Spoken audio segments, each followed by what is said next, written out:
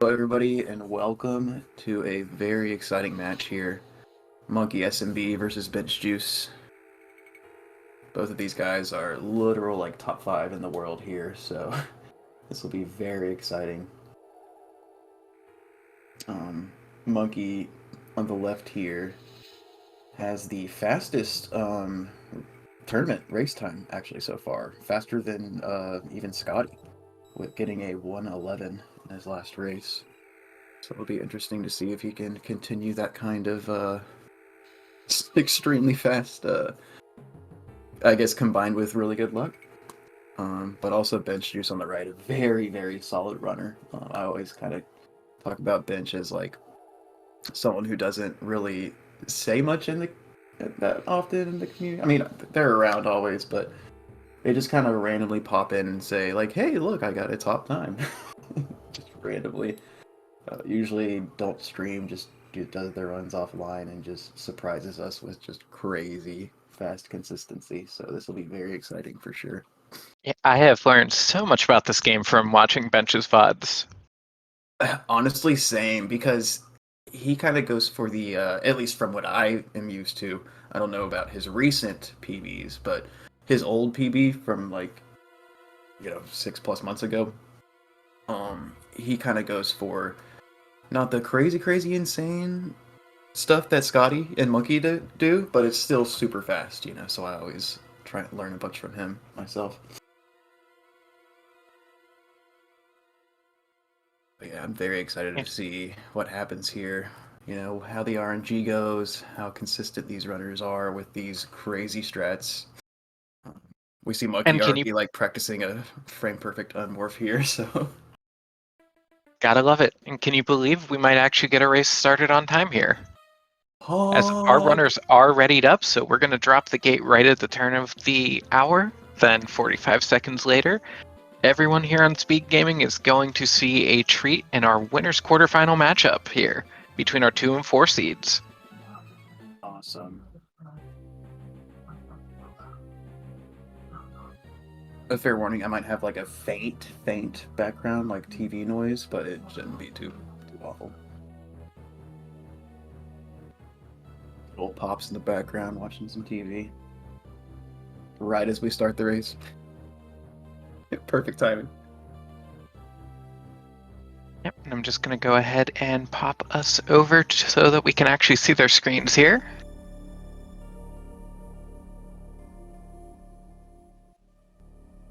And both runners have wished each other good luck and said to have fun.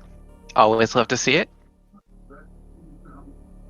Yeah, I'm sure these guys have all the respect in the world for each other, both being, top runners.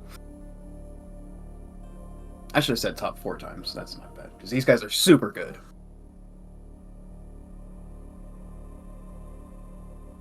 Yeah, we are looking at 2 people who, on the right day, can beat anyone else in this tournament. 100%. 100%, yep. No, Ron, it's any percent this time. Oh, crap. Here we go. Well, Yeah, we'll go ahead and get these synced up once the runners are off, and I will let you talk over the opening climb while I take care of that. yeah, opening climb is going to be pretty important here, because I'm almost certain both of these runners go for the optimal. Hopefully, we're going to see them enter the door at 28 seconds, early 28. But it's going to be very difficult, so we can definitely see some mess ups in the first 30 seconds here. As Monkey goes up, you can see a bunch of wall jumps in the middle. As I said, this one's really difficult. Monkey already making a mistake here, but still with the 31, not the end of the world. Only losing about 3 to 4-ish seconds. But that's going to be the first big hurdle, is the climb. The rest of main deck is going to be not as execution based until we get to the first Idor and boss Arachnus to grab Morph Ball. As we see benchjuice approaching the climb, let's see if he gets a better one. I personally go for the left side climb, which you wall jump off the far left wall there.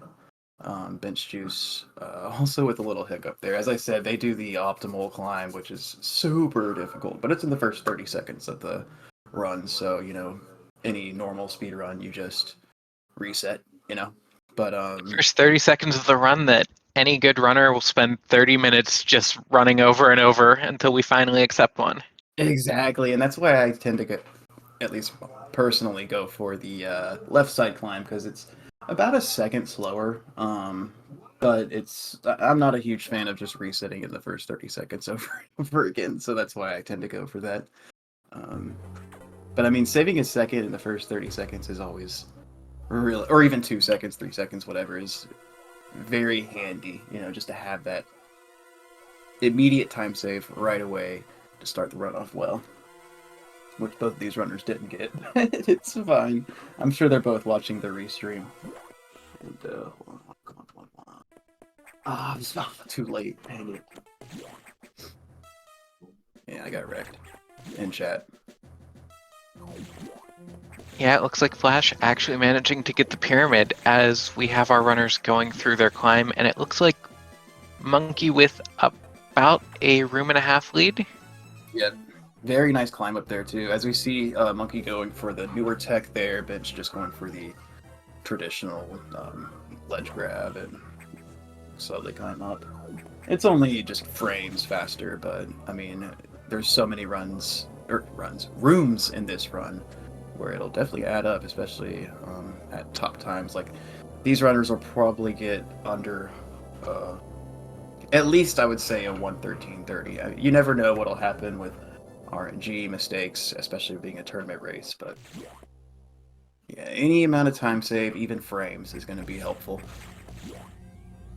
Oh, definitely with the caliber here, because these guys are so good that they can have a bad day and they'd still stomp either of us here in the booth. For sure, 100%. Even And myself, it looks like, where I got. I was just going to say, it looks like Monkey finding missiles as the first check here. Probably because we're not playing randomizer. Downloading missiles, yep, yeah. Somehow, Samus is able to do that, which, whatever works, Nice, futuristic tech here in Metroid Fusion, but, yeah, we're going to be moving on our way to Arachnus here, and the first Idor. The first two Idors are going to be definitely big RNG here because we don't have charge beam yet, so we'll have to see how many beams these runners get. And we'll also see if the runners can manage to sneak in a cheeky double on the Idor. Yeah, doubles are going to be key here because the Idor takes 3 missiles to kill each iteration, giving you anywhere from 0 to 4 beams, which we want 0. So hopefully they'll get the double end, so it'll only be 2 iterations of the 0 to 4 beams. Monkey already with some bad luck here. Missing the first double.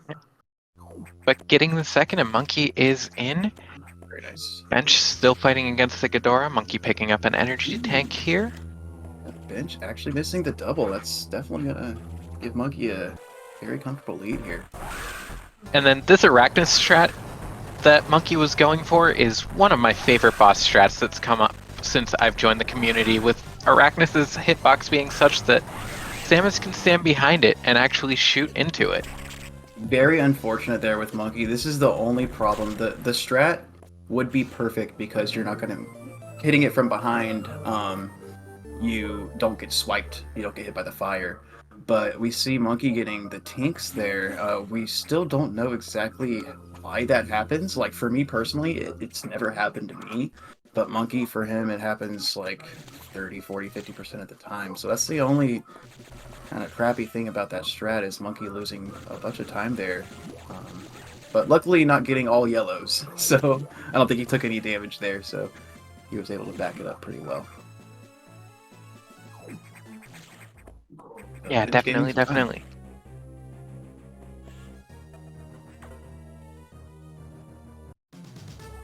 And now it's time to talk to Adam again, and we will certainly be doing a lot of that today. Oh yeah, come on, Adam, skip when we need it. turn this run into like a 45-minute run.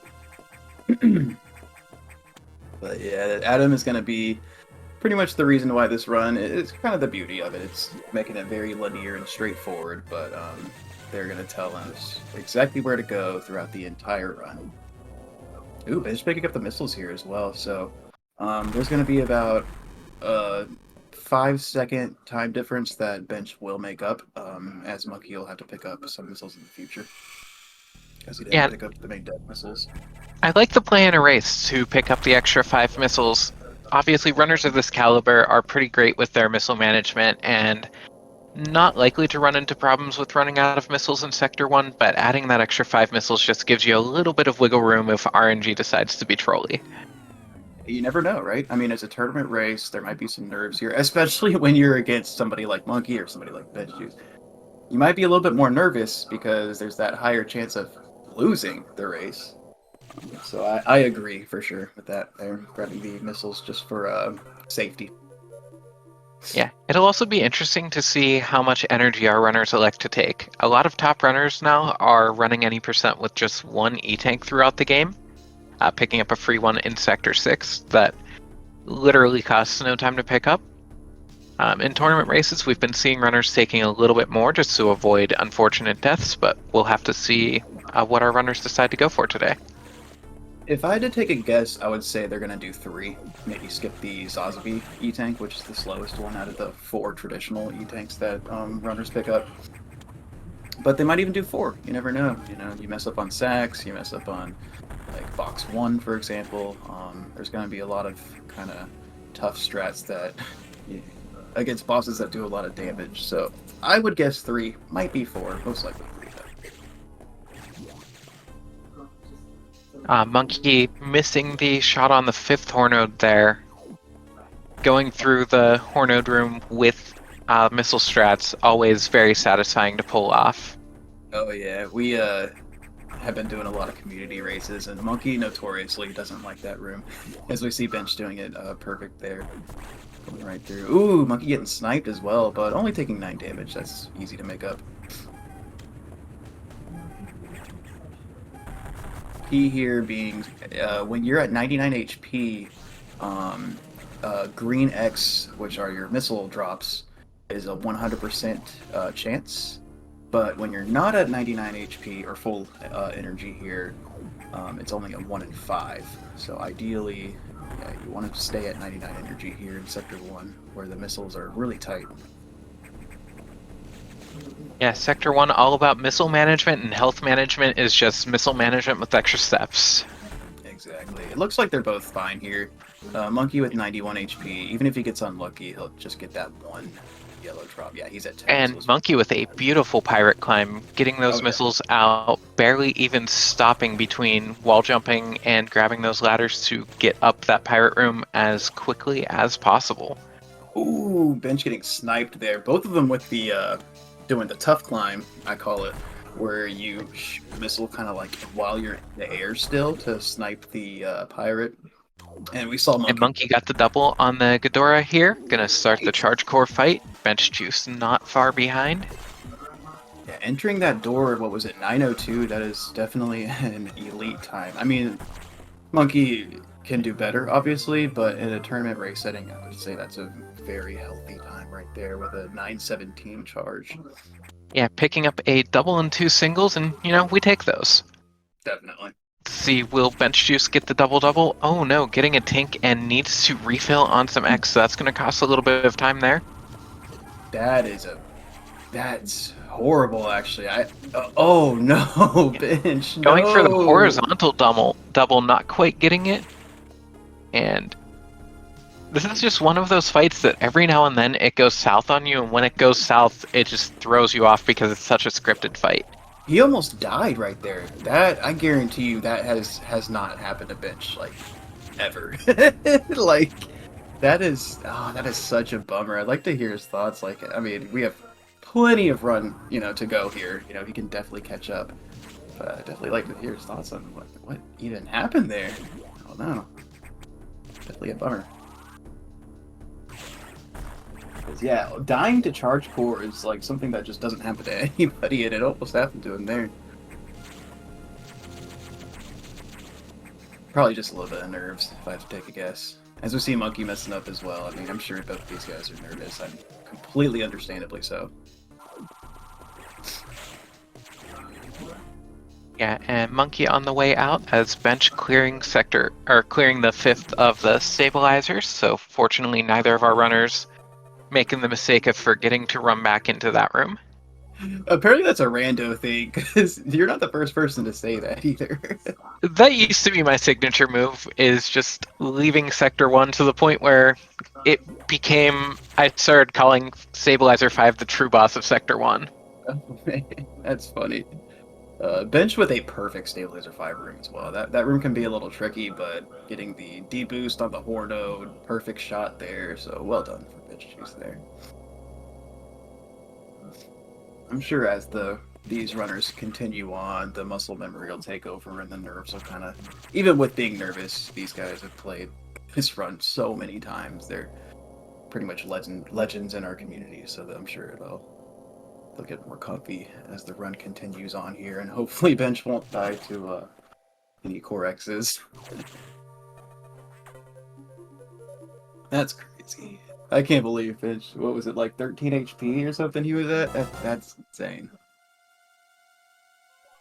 I won't harp on it too much, though. I'm sure he also wants to forget about that. Sector 2, Races have a way of pulling out the really weird interactions. Definitely. Sector 2 is going to be... I have to step away for just a second here. That's okay. Sector 2, I like to call one of my favorite sectors as far as movement goes in the early game. There are some tough parts that I'm not a big fan of, like Zosby, the Idor, Sack Skip. These parts are going to be very tricky, and some involve RNG. But I love the movement in Sector 2, where we're going to see a bunch of, corners being cut. The room Monkey just finished there. Getting the charge shot, double missile into the Zoros. There's going to be a vertical room we call Maze Room coming up. There's just so many awesome rooms as far as tight movement goes that is going to be... I'm definitely looking forward to see these runners and how they approach them. Yeah, these runners make all of this movement look so easy too. Definitely. Like the Monkey easily getting through those 2 Zoros. If you've seen any tournament races in this tournament so far, there's been many runners that have been hit by those Zoros there. But perfect. Yeah, especially each one has a 50-50 shot of going left or right when you come into the room, so you have to read the pattern quickly, and then the timing is still fairly tight to get through. Exactly. Where when it's going away from you, it's a little bit easier, so you have some more time. But yeah, it's a quick reaction type thing, and you have to hit those 2 missiles in back to back, or otherwise you're gonna get hit. Yeah, Monkey picking up the bombs and using those to go under because the SAX has destroyed the way out. Yep. Doing a quick little door fix through the door just to cut a few frames off of time. And that is something that we'll see throughout the run, where runners will go through the doors at different heights to prevent the door from scrolling as much as possible. And you have to balance the difference of Samus moving slower in the air versus how many frames you're going to save with the transition. Oh yeah, definitely. Gotta be very important. I think Monkey actually told me it saves 13 seconds throughout the entire run if you do all the door fixes perfectly, which is a massive time save. But Monkey just doing the maze room I talking about earlier is just super... I love that room where it's like you'll see them laying bombs as early as possible. Bitch doing it right now. You'll see them kind of jumping up and going down, and because Samus, as she falls, her vertical movement increases, her velocity. So it's just... I love these kind of rooms where you lay your bomb as soon as possible to get that explosion off, and then you jump and go through. It's just a big fan of that room. Yeah, also a lot of times showing off precision morph balls, so that you want to make sure that you morph within the last 2 tiles before you hit the ground. That way Samus does not bounce upon hitting. Yes, exactly. That's key as well. I think that was only 1 beam from Monkey, so not too bad there. Let's see how many jumps Monkey is going to get. Yeah, let's see if Monkey can get the sub 16. I think he might be just slightly off here, but if only I could get a sub 16 high jump. Oh my god, that's so fast. Not Right? I wasn't counting the jumps, but so far it looks pretty good actually. Yeah, that's 5, 6 jumps. We take those. Yeah, a little bit of trolling done from Zosby at the end there, but it could definitely be worse. So. Yeah, you usually expect to see 7 jumps, so we'll take anything below that. And nice sweet spot on the core kill. Meanwhile, Bench going into Zazabi, and we'll see what kind of RNG Bench will get. So far, so bad. Max jumps in the first phase. Okay. That was good in the second. And Monkey electing to not take the Zazabi E-Tank, so still going at 1. And we're going to come up against the first sack skip of the game, and by far the scariest. Oh yeah, we've definitely seen some deaths on this sack skip. Not a whole bunch, but famously the FPIS and Destructor race, FPIS dying there. But Monkey getting through it very clean. Yeah, Monkey making it look easy and getting a lot of jumps the second or immediately upon landing just to make the vertical ascension in that room very smooth. Going for the right side wall jump. That's a max height jump there. Monkey missing it, but that would have been super hype if he got that. That's a very, very tough jump there. Here you go, seeing benchjuice going for sack skip. Yeah. Oh, Bench escaping with 1 HP. Oh, he elected not to jump over that second beam. He should be totally fine. We'll have to take a refill exiting sector 2, but still gonna end up saving time overall, but lose because I think it's 7 seconds. Actually, no, because when you get frozen, you freeze in place, so it's probably just gonna break even there. That's kind of a bummer. Also taking that side hopper room safely, so Bench definitely falling a little bit behind here in the early game. Yeah, everything in this area will do around 40 damage, so very dangerous health, and Bench electing not to take a refill. What an absolute boss. If he doesn't refill in Sector 4, I'm going to give him mad props. He should refill in Sector 4, but if he doesn't, I'm still going to give him props for having the cojones. For sure. It'll also be interesting to see if either of these rooms take, or any of these runners take a save anywhere in the game. Rasu in chat pointing out, not thinking that 11 is enough to survive the electric with optimal movement strats, and that does sound like that's probably true. Yeah, when you're at really, really low HP in Sector 4, the biggest boss is the electric water, for sure. You can deal with the enemies pretty well, but that electric water will sneak up on you for sure. Scotty saying nope there as well, so Scotty typically knows a thing or two about this game. So let's hope just takes a refill here.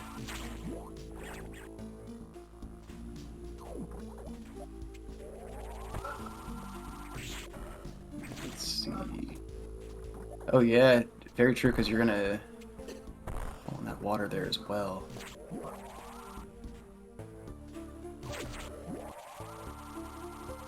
Not refilling. Monka S. I'm hoping bench, because I mean, he will get a. He actually isn't at full HP here, or full missiles. Excuse me.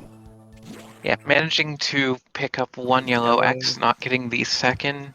Okay. And beautiful movement through the room, showing that he doesn't need that health.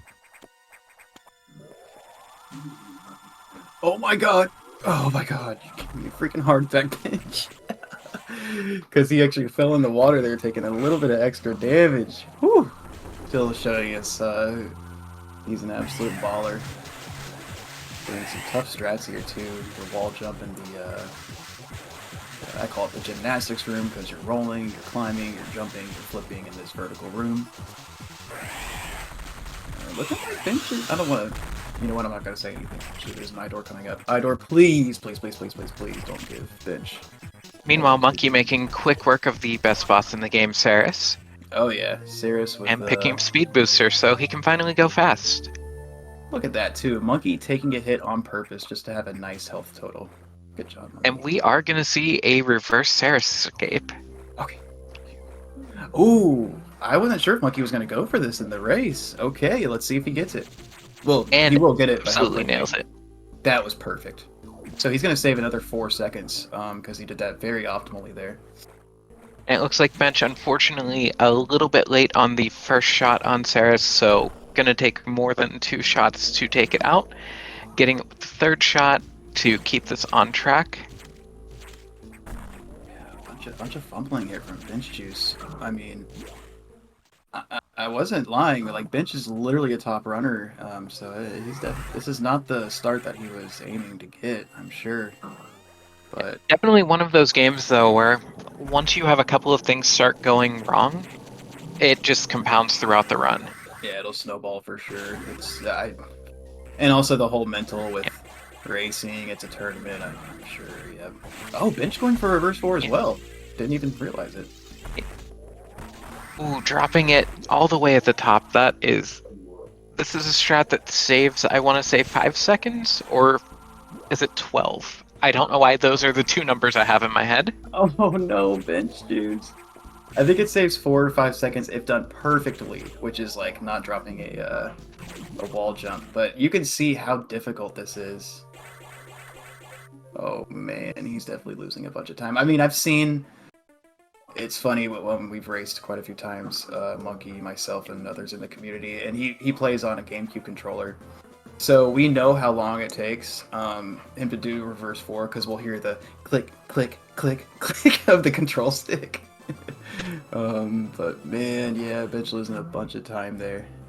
Yeah, but Bench does make it out, so respect there. For sure. Yeah, respect for doing the one of the toughest strats in the entire, like, in 80%. I would say, honestly, I would say reverse 4 is definitely more difficult than Sector 2 sag skip, personally. Not as risky, but as far as difficulty goes, I would say it's definitely more tough. I didn't see if Monkey got low height or not. Bad commentator over here. Might be. Yeah. Bench will show it off for us, though. Yes! Bench going absolute swag mode on us. Good job, Bench. Meanwhile, Monkey dropping into Sector 3. Gonna get ready to get us to our first cat jam of the day. Oh, yeah. Okay. I'm curious to see if Monkey goes for the box 1 strat. It used to be a hundo strat because in hundo you enter box 1 with, I don't know, like 5 or 6 E-tanks. And so it's ideal you save 3 seconds if you like jump into the box 1 and shoot a bunch of missiles like inside of it. But with 1 E-tank it's very risky. We'll have to see.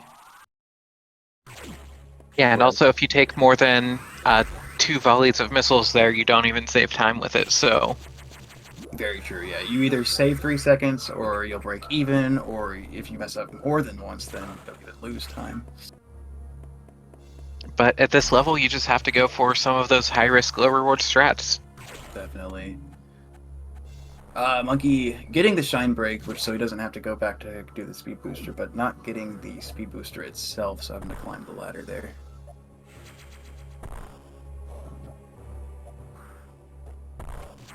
Picking up old Bob, not going for Bob skip. Shaking my SMH.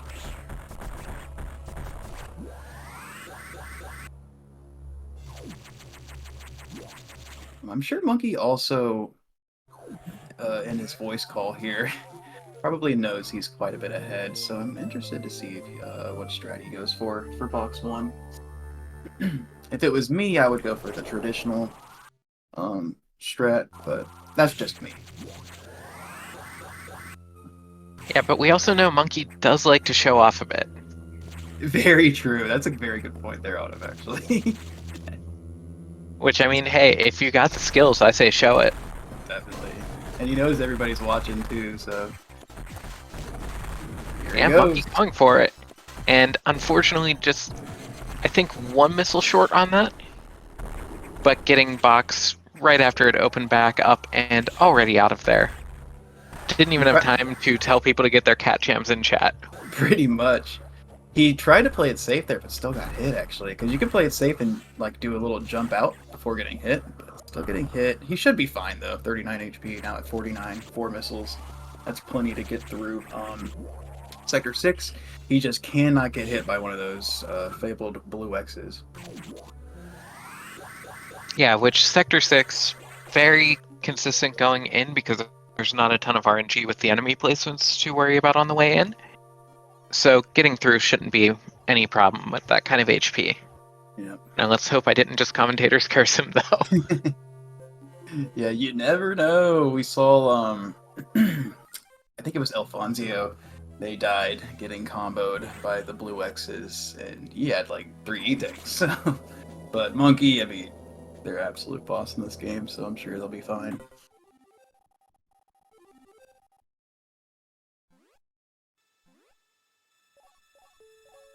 Yeah, I think that's true, Glenn. I think they did do exactly the nice number amount of damage. Pretty sure, at least. Yeah, Bench also going for the fast kill on box. Interesting. Also So, needing an extra missile at the end, coming out with a little more HP than Monkey had. Also good resources on the missiles there with 11. definitely. That's funny or interesting to see because we were talking a little bit earlier how I took a lot of strats just from watching Bench's old PB, and his old PB he went for the kind of traditional box kill. So I guess he since then has adopted the faster strat. Makes sense, obviously, but just Yeah, also Bench's play appears to be tightening up here too. It looks like he's definitely executing more on the level that we expect out of him. Yeah, definitely. That's just such a bummer that it was really just the charge core. Besides that, I mean, everything else has gone relatively well. Wait, is that door fix? I swear, every race I commentate, I learn a new door fix. Coming into Sector 6 from, what is it, the recharge room into the first room. If that is, that's another one. Yeah. I know there's a YouTube video that compiled all of the door fixes that just went out recently. I think it's Monkey that put it out. Yes. If you're interested in running this game, interested in learning the door fixes, Monkey's video there, an excellent resource. Just to visually see every single door fix is very important. Oh, and Monkey a little bit too far to the left, bonking off the ceiling, so the free E-Tank is not going to be quite as free today. Yes. Smartly, though, Monkey... Oh, nice bomb placements. He did shoot all the blue X's, though, so even with that bonk, he was in no danger by getting combo killed or anything like that. And perfect timing there with the drop after bombing the block to go under the SAX as well. So having full fall speed to go through that gap just a couple frames faster. Definitely. That's definitely a small optimization that we'll be seeing throughout the run, where, Ooh, Monkey doing a ring around the rosy here with the SAX. You know, that's not a strat that I see too often. Same, honestly, that's the first time I've seen that strat. I wonder if it's fast. He was trying to do the optimal Sector 6 sack skip there, which is really, really cool to see when done optimally, but he missed the deboost, so he deboosts through the SAX, and then the SAX freezes you as you're falling down the crumpled blocks, and it's really cool to see. I'm glad he tried to show it off, at least. Mega Core X fight. Let's see if he can hit the 4-shot triple-double. Yeah, got the 4-shot out. Doing the quicker setup for the double missile without hopping over to the other platform, we get a triple-double Monkey with pretty much exactly what you want to see out of the entire barrier core sequence. Oh yeah, absolute boss mode for Monkey there. I'm hopeful Bench will get the same fight. That'll be super awesome if we get the back-to-back. Because triple double, just saying it sounds like it's not that hard, but you got to react to where you kill the bot or kill the Core X. It's pretty tricky. Getting trolled a little bit with that puffer placement, having to step down the ladder a little bit to not bonk into it. Yeah, this Sector 6 escape is going to definitely depend on how the RNG... Ooh, benchjuice doing the sack skip there. Very, very nice. I just caught the tail end of it, but yeah, leaving Sector 6 here, the puffer placements and any placements are going to be key. Monkey getting pretty trolled here, I'll have to say. Leaving Sector 6, one of my least favorite segments of the game to play, just because everything just wants to get in your way and eat your time. Yeah. Monkey getting some pretty poor RNG there, I'd definitely have to say. Almost all the puffers were in the way. Because Puffer's the greatest enemy ever made in all of Metroid. It doesn't matter how you react to them. They're going to be in the way. 2 doubles for a bench. Yep. He looks like he missed the triple double, but still with a very nice fight. Got 2 doubles out of 3, got the 4 shot. Well done. But yeah, with puffers, it doesn't matter if you kill them, they're gonna have a hitbox that'll do damage, or just ignore them, which is the traditional strat. They're gonna be in the way if they want to be in the way.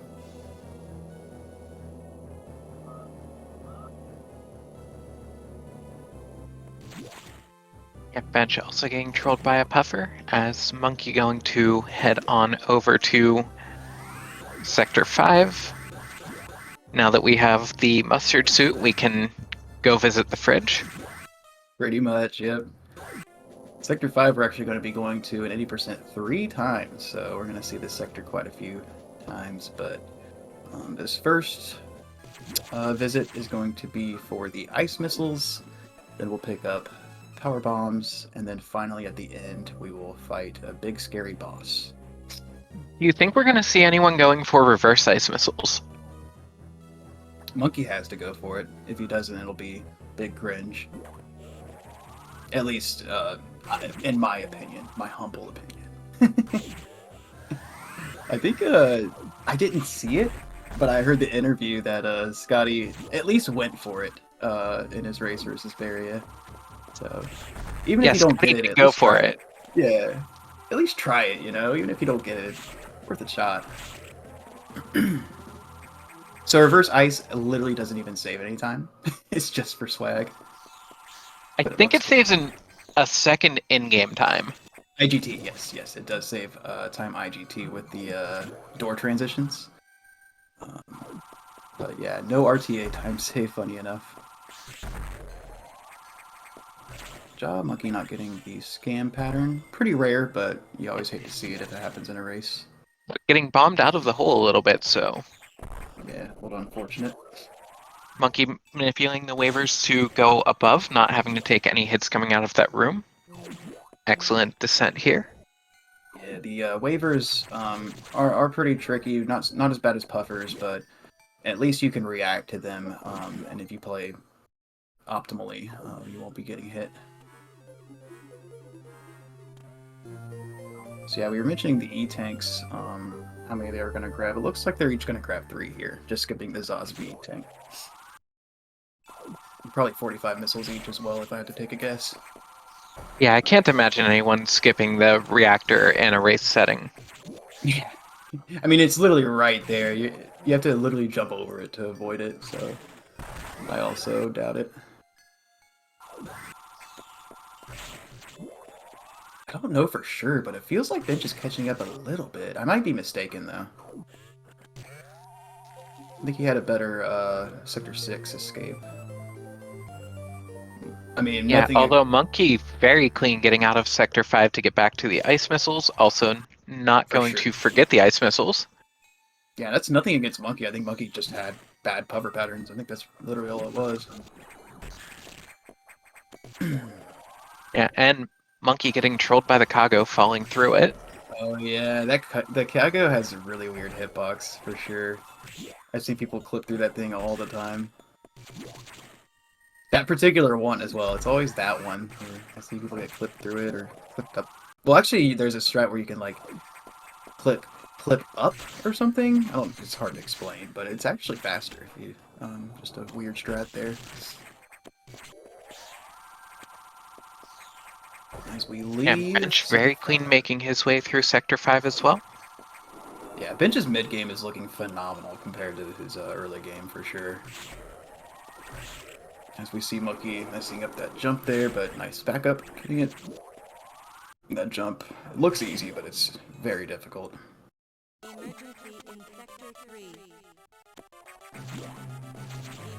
And now it sounds like there might be something going on with Franker Z. Yeah, what's going on here? We got some emergency and what? Franker Z? Isn't that a dog? Emergency is definitely one of my favorite.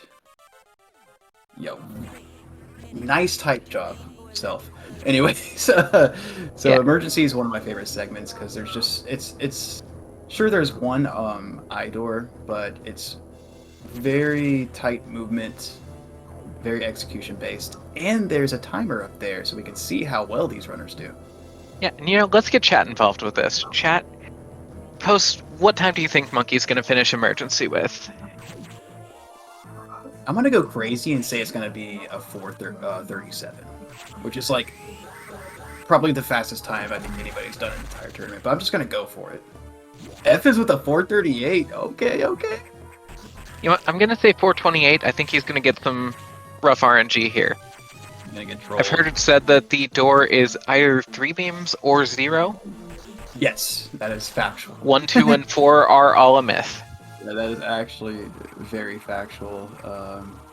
I think FPIS, unless I have missed, I'm sure I've missed like Monkey or Scotty, but the fastest I've seen so far is a low 4:37 from FPIS. I don't know if if it actually counts because FPIS died, but it was still a excellent emergency section. So beautiful landing on the stretchy on the climb there, and Oh yeah, Monkey very clean through emergency so far. for sure. He didn't go for the impossible wall jump, but that's okay. It's literally impossible, so understandable. Yeah, I've heard very this said clean. about other strats before. I know. There is a crazy wall jump. It's in that room where it's right after that long. Oh, no beams. Ooh, nice. Yeah, let's see how many. If he gets the double here and see what kind of time he gets. I was gonna explain a very obscure strat that saves frames. Let's pay attention here. And Monkey stopping by in and out, picking up a double, and going to finish with a 4:39 escape or emergency. That's gotta be one of the fastest times in the entire tournament. That was excellent. Excellent emergency for Monkey there. Oh, I gotta hit a refresh here. A little bit of freeze frame.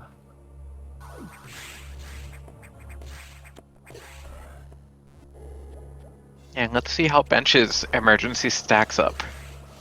4:39, that's incredible. I think my fastest ever is like 4:36, so that is just insane.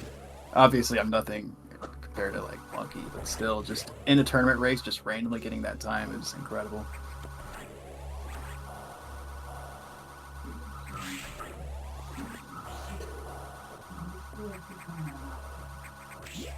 Yeah, and it looks like Bench also having a very solid emergency here. Yeah, I'm gonna take a wild guess and say Bench gets a 4:32.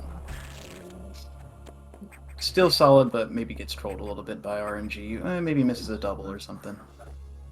Getting a little trolled in the big room there, but still Yeah, managing to also get through. 0 beams. Nice. As you mentioned, it's either 0 or 3. They're both getting the 0. Never 1, 2, or 4. Yeah, also picking up the double and a 4:34. Very respectable emergency time.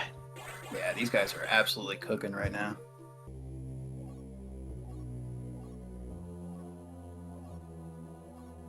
It's funny, Bench got a 4:34 and he lost 5 seconds. Like, what? Oh man, that just shows the level these guys are at as far as how good they are at Metroid Fusion.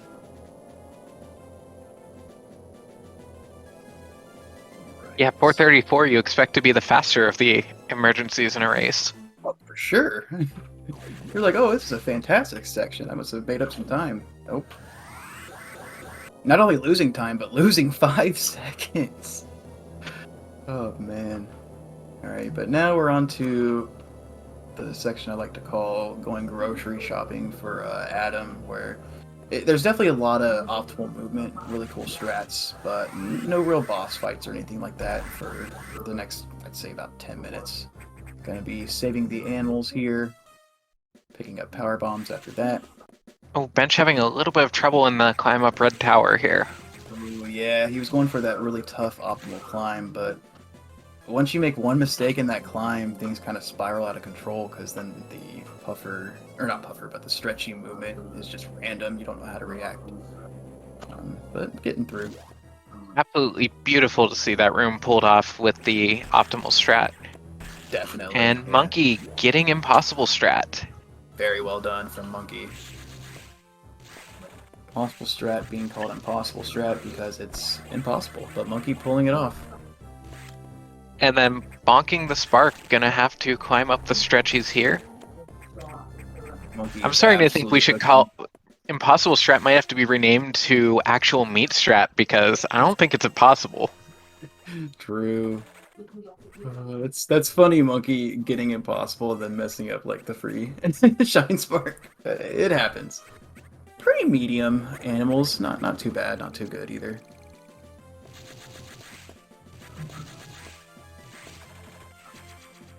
Definitely have to see how Bench does as far as his animals and if he gets impossible or even goes for it. For me personally, impossible isn't like impossible strat. What we saw there is it's hard, but not like crazy hard. Like I can do it, but I just can't manage to do it consistently. So I don't even try it in runs. Yeah, I only managed to get it once or twice in practice, and we get the high five here. Nice. Bench going up to the zoo.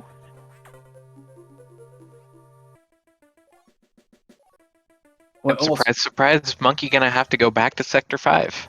Here we go. Second trip out of 3 here. Yeah, what always happens to me with impossible is I'll get it like 3 times in a row in practice and then never again. All right, Bench going for. Oh, right. Bench does like a really weird impossible strat. I forgot about that. But messing it up there, not a big deal. Backing it up pretty well. I forgot Bench. He does like impossible strat different from everybody else, where he goes for like just a different setup, I would call it.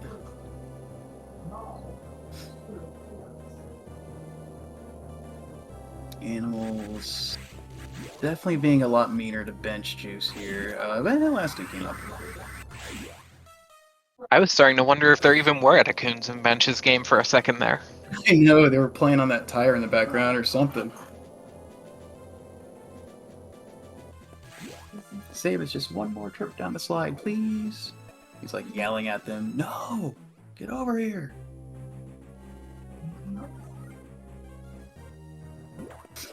But yeah, after this little section here of saving or getting the animals to our ship, picking up power bombs, we're gonna enter into the late game, which is by far. Ooh, Monkey going for a very cool strat there with the shine spark into a wall jump. Very cool to see.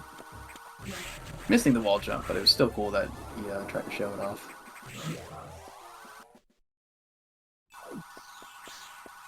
You see something in the background flying around. I wonder what that is. Scary.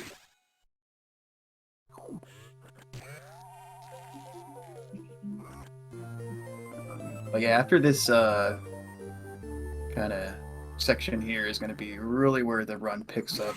Personally, my favorite part of the run, which is the end game. The last 20 minutes of Fusion Any percent is super fun to watch, fun to play, fun to watch. Where you're just boss fight after boss fight after boss fight, getting upgrade after upgrade. It's going to be super fun to see how these guys play it out here.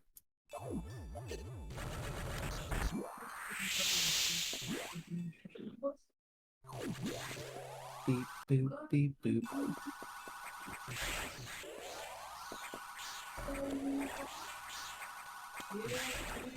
And Monkey cleanly on the way out of Sector 5.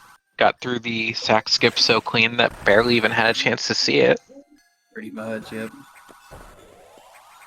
Sector 6, or sorry, excuse me, Sector 5, the Sax encounter is not too bad, I would say.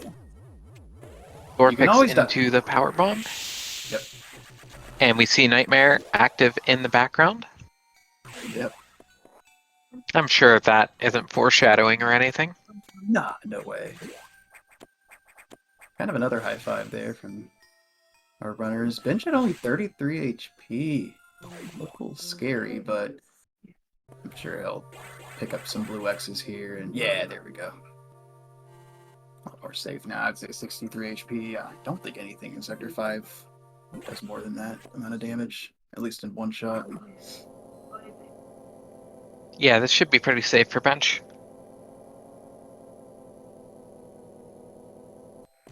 Get power bombs.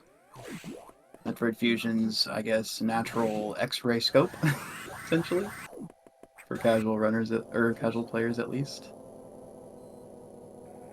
Casual players always ask, like, why are there so many power bomb expansions? And typically, I would just say because I think there's no X-ray in this game, so I'd say that's why. Bench picking up the red X to refill all of the resources. Smart. While Monkey taking a look at Ridley there in the freezer.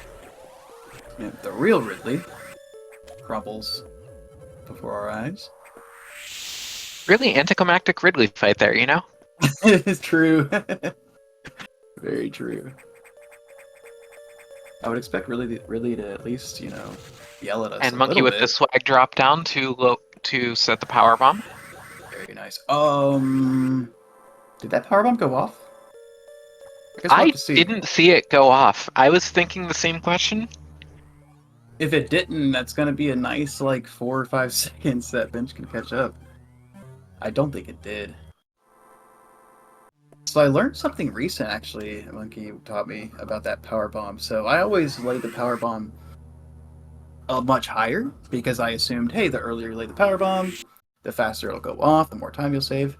But actually, the way the explosion goes, it's faster to lay it right next to the power bomb blocks right there because of the way the explosion, how long it takes to reach there. So very interesting tech. Interesting. For that Yeah, I game. never really thought about that one. I just started doing the thing that is in the Hercules bench press tutorial and never thought to question why the power bomb goes where it goes. Yep, that's the reason. It when you lay it lower like that, it's just slightly faster. Nice D-boost from Monkey there. It's a very cool strat. Where you get hit by the laser and D-boost through the space pirate. I always try and do that strat and just fail it. Get Oh, it, no one out beams of from every the 10. Yakuza door, too. Very nice. So far in this tournament, I have seen a lot of zero beams on that I-door. It's just random, but still it's just interesting to see. Yeah, Monkey getting grabbed really high. 2 round, and that will do it for Yakuza Phase 1. 2 round, not too shabby. Let's see if we see any doubles on Yakuza. Yeah, I've already seen that was a second double at least. Yeah, very nice. I think that was 2 total. The first one, I believe, was a double. But missing a And lot. we've got a double on the core as Bench just getting to the ship. 2 doubles in a row. Going for a falling double to get the triple double on the improvisation there. That was nice. He didn't get the sweet spot kill, but that was still really, really nice. Definitely saving time. Yeah, Monkey playing lights out right now. For sure. Monkey's just been killing it lately. I mentioned a sweet spot, Monkey not getting the sweet spot. So our runners, this is a little late for this explanation, but Oh, bench jumping over the E-tank. I guess he knows he's behind, so he's got to make up time. But you want to kill the core X kind of in the middle, or somewhere around the middle, so when it floats around and all that, it'll just become you're able to pick it up as soon as possible. And Whereas Bench also. Oh, Bench does have 45 missiles. I thought he only had 40. I was wondering why he skipped on the reactor. I thought the same thing, so I'm glad he has 45. 40, you can totally do 40, but this next boss fight we're about to see here, Notori, Notori, I think it's a lot more safe and easy with 45 missiles. Yeah, if I recall from a timing sheet, it saves 2 or 3 seconds also. Yeah. Just because each charge shot's going to take you roughly a second. I think it's 64 frames to charge. Yep. So on top of it being a little bit faster, it's also safer. You know, you don't have to rely on the green X drops. I Bench think that already was a almost 3-round. through the core. Yeah, I think that was a 3-round from bench. 3-round deck. So.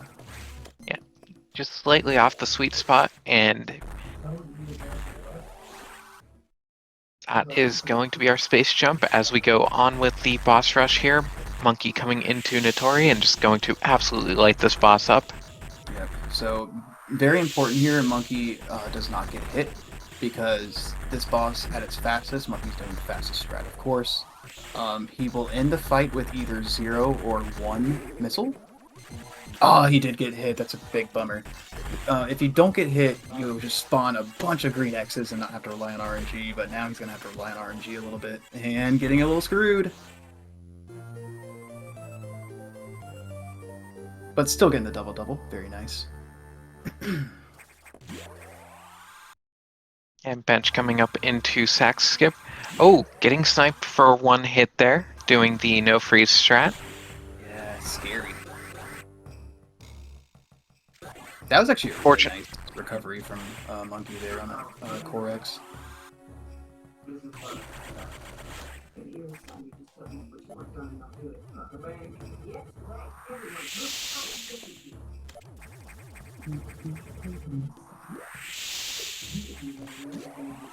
Monkey taking a hit from the Key Hunter, but with 3 E-tanks, not worried about that. Bench on the way up toward the Notori fight.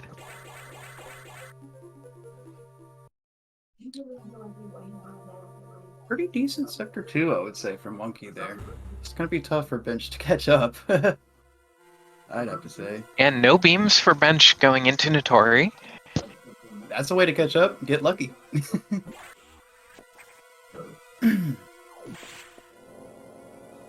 Let's see how Bench's fight goes, if he gets hit or not. Yeah, so far no hits. I think he will come out of this with 0 missiles. Yep, 0 missiles, but gonna get all green drops from not taking any hits. Yeah, and you see how much nicer it is here. Just getting mass greens. Easy double-double sweet spot, I would assume. Oh, actually missing a double. Bummer.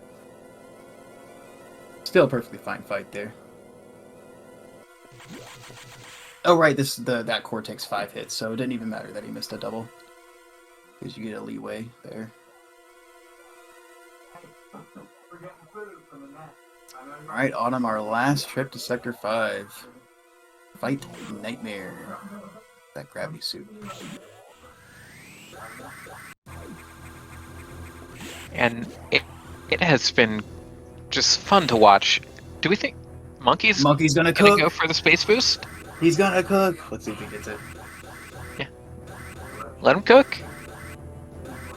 Alright, this very narrow hall is gonna be the scary part. He gets through it. Yeah. Oh! Monkey cooking today. Ooh. He didn't go all the way through. Still very, very well done, though. He got through the really, really tough part, which is that really narrow hallway where there's like back-to-back door transitions. So didn't get the full space boost, but certainly good enough. Very well done. Anyone thinking that doesn't look that hard, if you're not going up going through the door, you get snapped to the floor going through it and your space boost is dead. Yes, the door transitions is definitely the toughest part, and that's why I mentioned that really narrow hall with back-to-back door transitions being the toughest for sure. And no beams for Monkey, getting really nice eye door luck today. Very nice, yeah. It's always nice to see. No beams there. Wonder if Pinch is gonna go for Space Boost as well. Yeah, nobody even tried Space Boost until recently. Or I think a runner, Paulsmore, was the one runner who was able to do it pretty consistent. But now everybody's trying it, which is awesome to see. And Monkey showing off here, not going for a charge shot on this first phase when getting to the wall, as it's been discovered that, oh, getting the one cycle. Beautiful Nightmare fight from Monkey. That is super, super tough to do. Absolutely phenomenal Nightmare fight. That is exactly what you want from Nightmare. If he gets a triple double here, like this might be a gold from Monkey. Yeah. Oh, he did. He went for Nightmare Space Boost, but that was amazing, amazing Nightmare fight from Monkey. Yeah, you don't get much better than that. Perfect fight itself. Zero beam, triple double. He actually is cooking. I hate to say it, but he is cooking. Chef Monkey SMB. I think even without the mishap in charge core, Bench would still be struggling here. I mean, anybody. I think any runner would, by how fast Monkey's going here. Oh yeah, Monkey is not giving an inch here. Getting shot by the pirate though, on the way down to open the level 4 locks, which the Federation, I'm sure they won't mind. This is another section here. I think that was a zero beam as well from benchjuice. This is another one of my favorite sections here, lower 4. We're going to see a lot more tight movement. Just really crazy, tough corner cuts, bomb placements, etc. And basically wanting to get the power bombs laid as quickly as you can when it's available. That way they go off as quickly. Yep.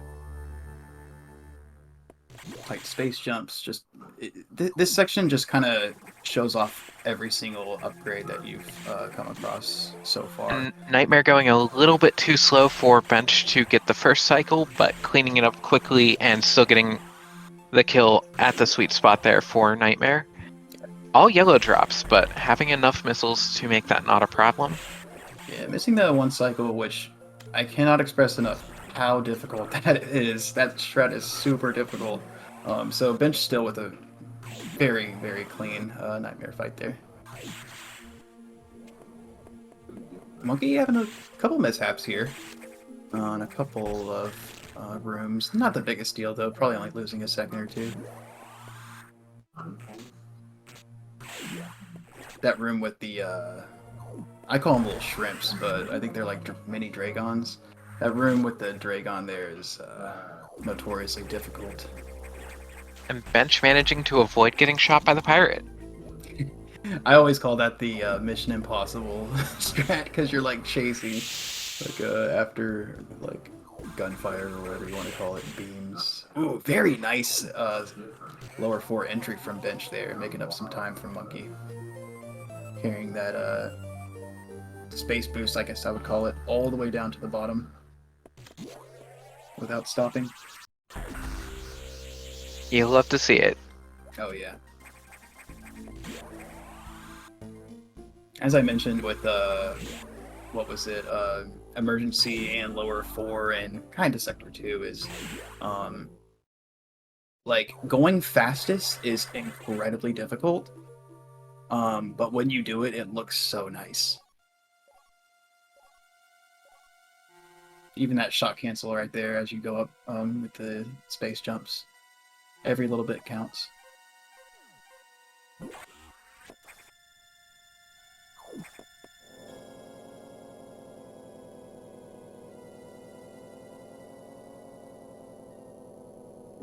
Here, give me. Benchjuice having a missile tank off of the Eevir, but moving in such a way that it actually didn't cause a problem.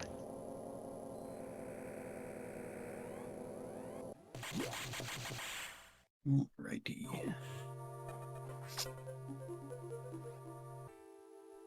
Flash Frost calling Monkey kind for some reason.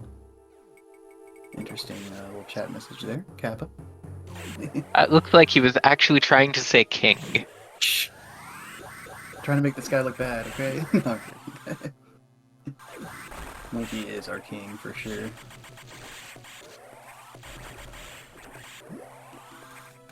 Yeah, shout out to just in general the Fusion community. So many awesome runners and just personalities in our community. So I love it.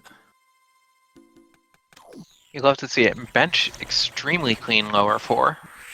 Definitely. And Monkey with the lead, but Bench is not going to make this easy on him. I mean, I wouldn't be surprised if that was the gold. I didn't see one mistake from Bench there. I was kind of watching Monkey as well at the same time, but I didn't see any mistakes. Everything was very clean there. Go into box 2.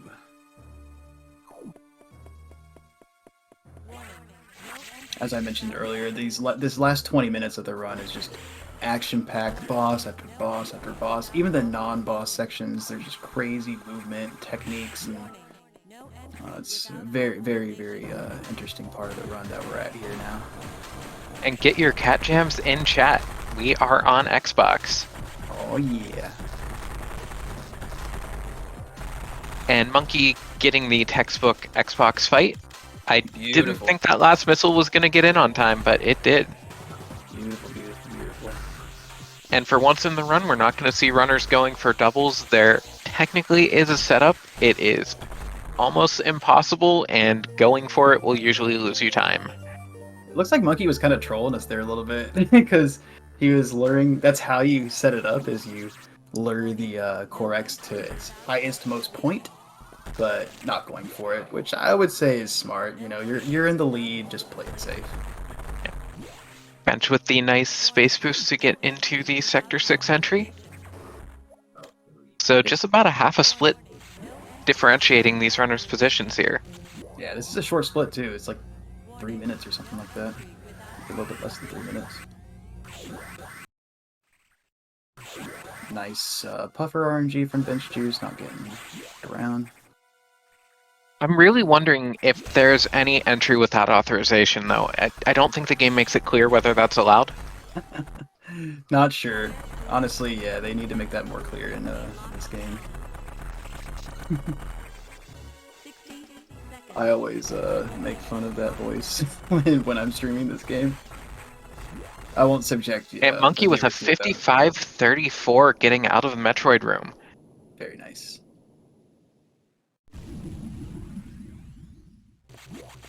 I think the fastest we've seen is a 56. Yes. 57, I believe, is impossible. But 50, I think it's the fastest you can get is like a high 56, I believe.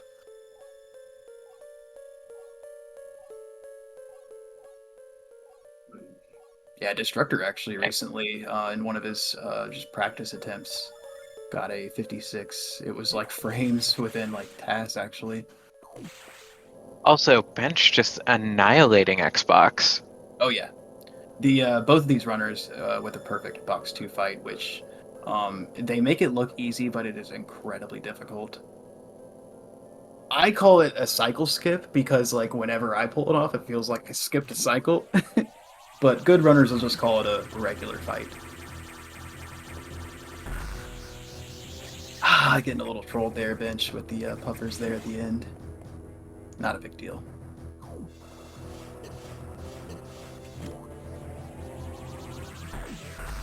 Here we go to lower 1. Just fought a boss, about to fight another one. And we're about to hear the loudest sound in the Metroid universe. Loudest? Nah, it needs to be louder, I think. Not loud enough, in my opinion. Turn Ridley up.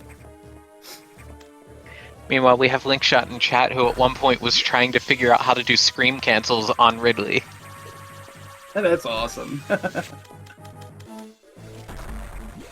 Hashtag figure out the scream cancel. Only one beam. Monkey with some good RNG for sure. You mentioned it earlier. This one. I just missed what Bench got there on his escape. Damn. Yeah, I missed it too, looking over at the Ridley fight, which Monkey getting the start. Ridley being a little trolly today. Yeah. Losing a little bit of time, Monkey is there. Yeah, Monkey, missing quite a few. Ideally, so Plasma beam does damage per frame, so you want to get all 3 of those beams like in Ridley's hitbox. So yeah, I Monkey think that losing was a to Final. single and a double. Yeah, first one was a single, the second one was a double. So getting 2 doubles, not too bad at all. And getting our last major upgrade, the screw attack. And out of Ridley, and we see that being a little bit of time loss there, but for 95% of runners, that would be an amazing fight. For sure, yep. Getting the double diffusion with only 1 beam. He had really good, I wouldn't call it perfect, but really good gold pirates as well. Those are like kind of like the 3 key things in that split is good gold pirates, good Ridley fight, good RNG, okay, 4 things, and getting the doubles.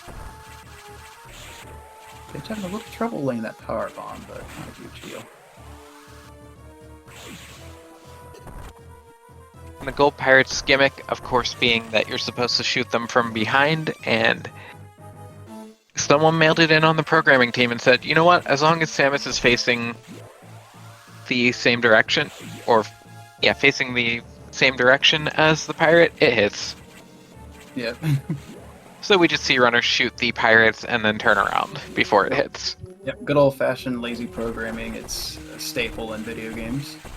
And bench on the Ridley fight now. Yeah, bench getting, I would say, almost perfect gold pirates. 0 beams. I feel like bench is making up some time here. Yep. And that is a very quick Ridley fight. Ooh, that was very nice. Very, very nice. Was that a double? That was a double. Can he get the fabled trip dubski? Nah, he missed the second one. Darn. Yep, but the sweet spot kill there. Yeah, still getting 2 doubles, sweet spot kill. Very nice split there from bench. And now we're about to talk to Adam for 45 minutes, I'd like to say. Okay, maybe it's closer to like a minute and a half, but sometimes it feels like a long time.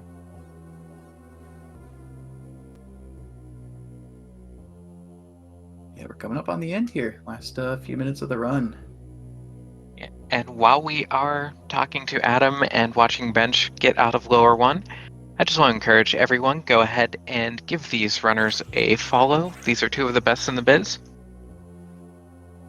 For sure. I wholeheartedly agree with that statement. Great And runners. either of these runners, very solid chance of coming away with the whole tournament. Definitely. I mean, obviously we have C. Scotty W, who's in chat. He's obviously the favorite, world record holder, very solid runner. But as you said, either of these runners could definitely pull an upset and win. Looking like bench might have to do it from the losers bracket, but still, definitely able to. As I mentioned earlier, Monkey actually has the fastest run of the entire tournament so far, with his 111 from earlier. I think it was his last tournament race. Which is I want to say 3rd runner to ever get a 111? Yes. First it was Scotty, then JRP got 1, and then Monkey was the 3rd. But Monkey beat JRP, I think, by like a second or 2. Yeah, and that just goes to show just how much Monkey is really pushing his game here. Putting up the 2nd place time of the leaderboard in a tournament race. Yeah, that just shows Monkey maybe does, maybe doesn't, but it feels like doesn't really get affected by nerves as much as maybe other runners will, where we saw bench and just, I mean, phenomenal mid and late game, but in the early game a little shaky, where Monkey just the whole time just cooking. I don't know what he's cooking, but he's cooking something. Cooking Metroids, maybe. I'm not sure those are edible. I was about to say, Metroids are probably really gross. Ooh, diffusion strat from Monkey. Messing up a little bit there. That's the fastest possible strat on the sacks, but still fine. Yeah, getting 5 shots, the 4 shot we know is a myth. Yeah, it's... Don't believe anything that Flash Frost says to the contrary. Yeah, it's... I've never personally seen it in my entire life, so... not possible. Oh, monkey missing the first. So I think that's a double. Or 2 doubles, excuse me. No, only 1 double for monkey. Oh, a little scary too. 90 HP, but getting through. Wouldn't that be something if monkey died to the sacks there? Oh, man. That would be tragic. I know. Oh, man, last night we had Ohm in the lead against Flash Frost the entire race and then died to sacks, sadly. Oh. Yeah. Oh, I'm so sorry. Spoilers for anybody who didn't see it, but it's my I mistake. was going to catch that one, but I'm in the Good process job. of moving and I was just wiped. Yeah, good job, me, right? Spoilers. It was a really good race, though. Even if you're still planning on watching it, I'd definitely watch it. It was very entertaining.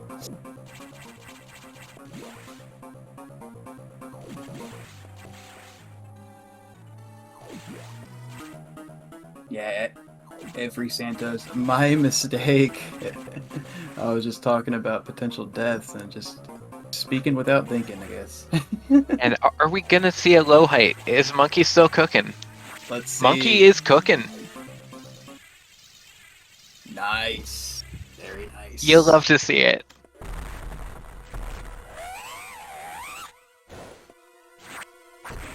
Meanwhile, Bench onto the SAX, having to do a first refreeze, not liking that timing. And Bench taking it down in 4 shots. Technically 5, though, if you think about it. 5 missiles. 4 shots still doesn't exist, right? Yeah, You know what? I think... Yeah, logic tracks to me. Yes. I actually like that refreeze Bench did. He skipped that missile. He's only at 2. I like being safe there, personally. Oh, absolutely. And Monkey is going to be through this, so go ahead and get your GGs in chat. As Monkey is going to finish up with a racetime.gg official time of 1 minute, 12 seconds, or 1 hour, 12 minutes, and 30 seconds. GG. Well done. Triple double on Bench's side as well. Nicely done.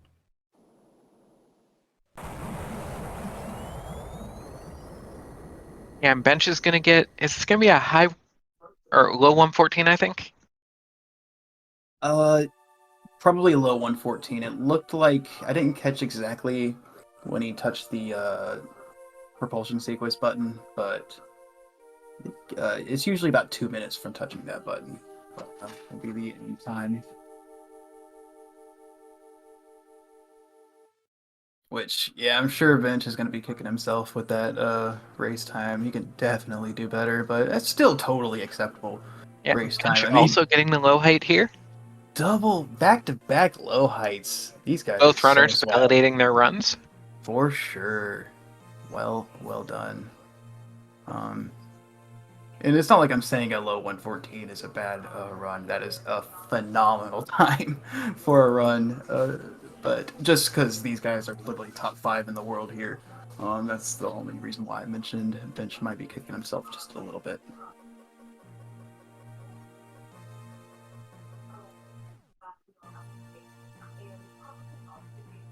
Yeah, and I think you were telling me that Bench just got a 112 today? Gus got a 112. So even though he didn't get the win in this race here, still got a awesome PB today. So congrats to Bench on that. And GG's.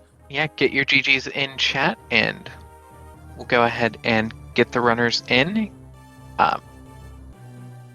Our support Autumn out of habit forgot to click the buttons, so oops. Hey, you're fine. At least you didn't spoil a result of a race. Dang it. Oh well, it happens. I did know the result of the race at least, as I was the one who popped it through in the bracket. Right, okay. Makes me feel a little bit better, I guess. But yeah, as I mentioned, for anybody here, that was still a very entertaining race between Flash Frost and Big Ohm, for sure. Yeah, let's see if we can get these guys in to get some of their thoughts. Definitely.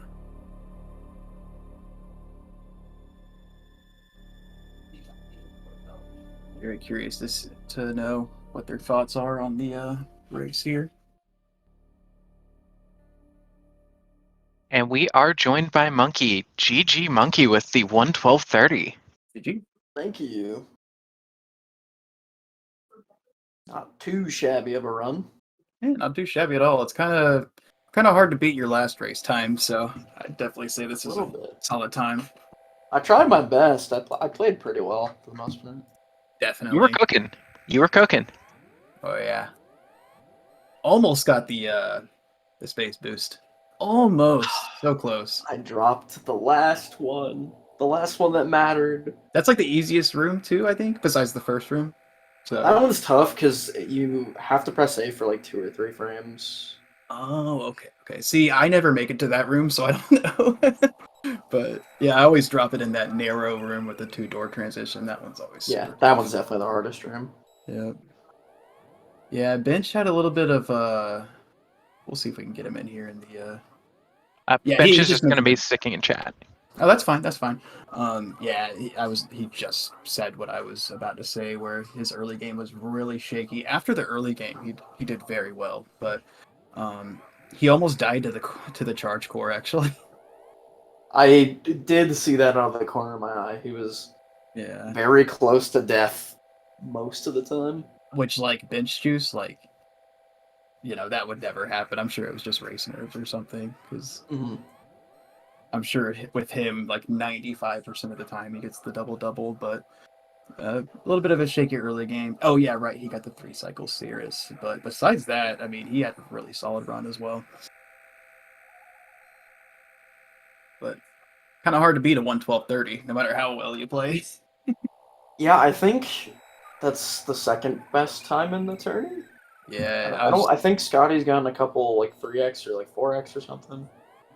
Yeah, I think his last race against Barrio was like a 35, I think. 35, something like that. Yeah. But you're playing very well. Like, you might be able to win this thing. What do you think about that? Potentially beating Scotty. Potentially. I'm not getting my hopes up, but I mean I'm trying. Yeah, I don't want to jinx you or anything. I was gonna say it's kind of exciting because it's the most competitive a tournament has been in a long time. Yeah, before the tournament started, we just kind of assumed, Scotty's just gonna win, but you're definitely changing that narrative for sure. Yeah, I was gonna say the worst tournament time I've gotten is like a 112.50. So. Oh man, that's crazy. That's awesome. Think of that as a bad time to get. Yeah. Oh man. The real question: are we going to see you go for reverse ice missiles at any point in the tournament, though? No. Because especially at this point, because like, what is it now? I'm in winners finals. It's like the only people I'm gonna play at this point are Scotty and whoever else gets top 3. So good point. I actually am going to have to 100% try. So was there any like golds or anything in there? It looked like you had some pretty solid, especially like emergency. You had some really solid times there. Yeah, I golded supers by half a second, which my gold there sucks. I don't know how it's a gold. I golded wide by like 0.8. Yeah, with that 439. Yeah, that was sick. Cause like, what you call it? Bench got like a 434, I think, and like lost 5 seconds. It's like, what? That's crazy. Not too shabby. Yeah, with 434, you think you're gonna make up a little bit of time, or maybe lose like a second, but 5? I guess when you're racing Monkey, that's what happens. Yeah. GG's. Let's see. Bench said he had a gold in diffusion. I was actually mentioning how you had a very solid diffusion split in the last segment. Yeah, your diffusion, your lower 4 was phenomenal, bench juice. So that was very fun to watch. That's one of my favorite splits personally. So that was very cool. Bummer that had that difference. Bench had that shaky early game, but still a fun race to commentate nonetheless. So yeah, I think what you say your next match is going to be against Scotty, right? In the winners. I mean, Scotty or Destructor. Yeah, winner of Scotty or Destructor, but I mean, let's be honest, Hey, you never know. Very, very good chance it'll be against Scotty. Yeah, true. You never know, but yeah. You do And never if know. it's against Destructor, you're going against someone who beat Scotty at that point. Yeah, exactly. So, regardless, I mean, it's definitely a good chance I'm not the favorite in that match, but I'll win, so I don't care. Oh yeah, that's the spirit. It'll be hype regardless. That'll be very, very hype match. Yeah, I'm very excited. Yeah, the real winners there, chat, because we're going to see some absolute top tier Metroid Fusion play.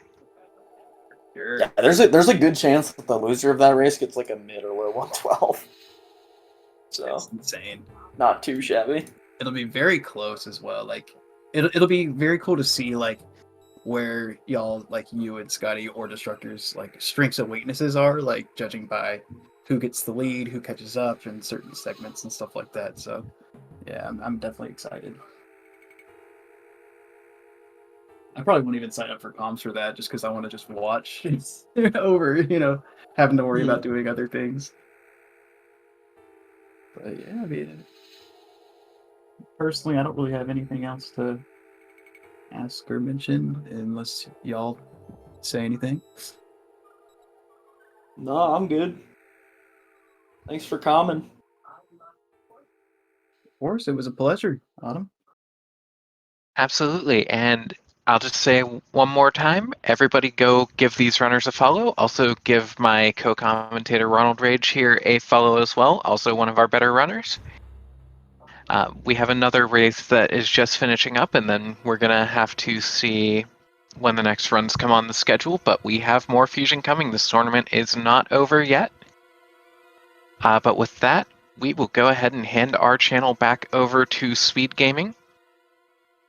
Thank you to everyone for joining us. Thank you to our runners for a great race, and of course, excellent commentary here. And we will see you all next mission.